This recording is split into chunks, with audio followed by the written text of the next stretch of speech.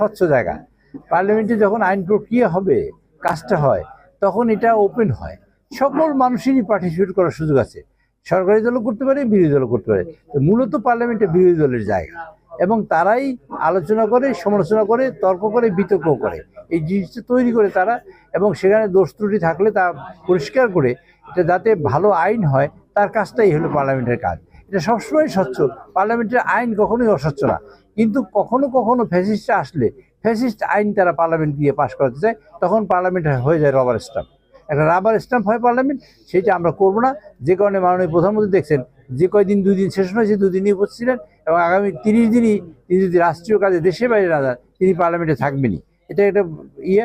আর তাছাড়া আরও একটা বিষয় আপনারা লক্ষ্য করেছেন বোধহয়, বিগত দিনে একজন মাননীয় প্রধানমন্ত্রী দেশের বাইরে যাওয়ার সময় সকল মন্ত্রীরা লাইন বহর দিয়ে যাইতো ওখানে, কিন্তু উনি পার্লামেন্টকে কার্যকর করার জন্য, এটা যে তার উদ্যোগ, তিনি বলেছেন চিফ হুইপ থাকেন না, চিফ হুইপ থাকবেন, এবং বাধ্যতামূলক করেছেন চিফ হুইপ থাকার জন্য, মন্ত্রীদের মধ্যে একজন থাকবে মাত্র। কাজে এটা যিনি পার্লামেন্টের বাস্তবায়ন করার জন্য কার্যক্রম এবং পার্লামেন্টকে যে গুরুত্ব দেন তার প্রমাণ। সেই জন্য একটু ইনফ্রাস্ট্রাকচার হয়ে আছে, মানে মানে কি বলে, একটু সমস্যার মধ্যে আছে।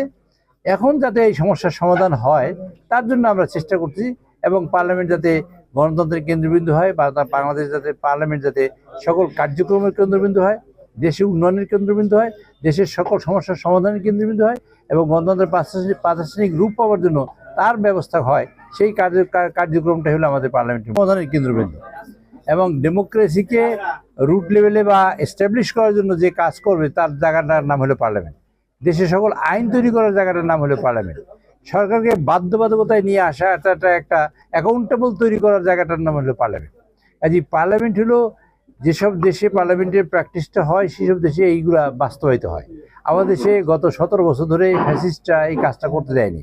তো এই দেশের গণতন্ত্রের কেন্দ্রবিন্দু বাংলাদেশ হলো, পার্লামেন্ট হলো সকল কার্যক্রমের কেন্দ্রবিন্দু। পার্লামেন্ট হলো দেশের রিয়াল সমস্যার আর দুটো পা ছাড়া একটা পা দিয়ে কখনো চুল কাটা যায় না, দুটো পাই লাগবে চুল কাটার জন্য।